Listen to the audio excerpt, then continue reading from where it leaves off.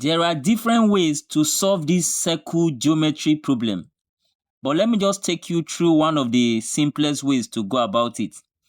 Now, if you look at this line here from the center of the circle to the circumference of the, okay, let me call it semicircle since it's a half circle. From the center of this semicircle to the circumference is a radius. That means this line here is a radius. And then from the center here to the radius too, to the circumference is also a radius. So that tells us that these two lines are equal. And when you have two sides of a triangle using triangle ORQ now, using this triangle ORQ. So when two sides of a triangle are equal, that tells us that the base angles of the triangle are also equal, meaning that the triangle is an isosceles triangle. So this triangle is an isosceles triangle because two sides are equal.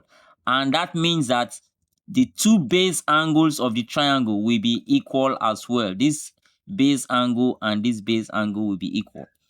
So if this is 50, for example, then for us to get the sum of these two sides, we subtract 50 from 180.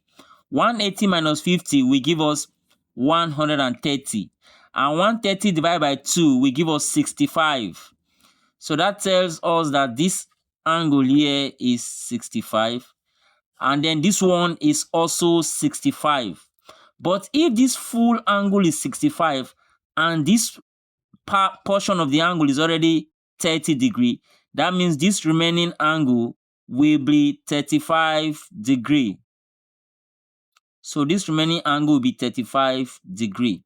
So that the whole of this angle will also be 65. So 65 plus 65, 130 plus 50, that will give us 180. Sum of angle in a triangle is 180. Then now, finally, we have to find angle SPR. Angle SPR. Hope you are seeing it. Don't forget the center letter is always the angle that we are looking for, but with respect to the letters. So SPR, meaning this angle, bounded by these lines, these two lines. So SPR. So this is the angle that we are looking for.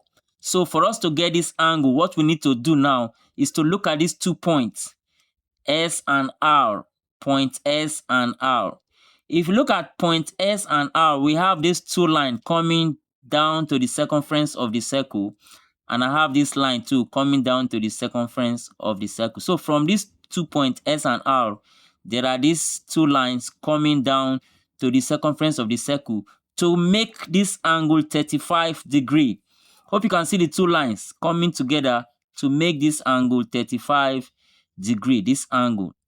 In the same way, using the same point S and R, I also have another two lines going to the circumference of the circle on another portion to make another angle, and that is the angle that we are looking for. So from the same S and R, we have this line coming to this portion, and then this line coming to this portion, this circumference, to make this angle that we are looking for.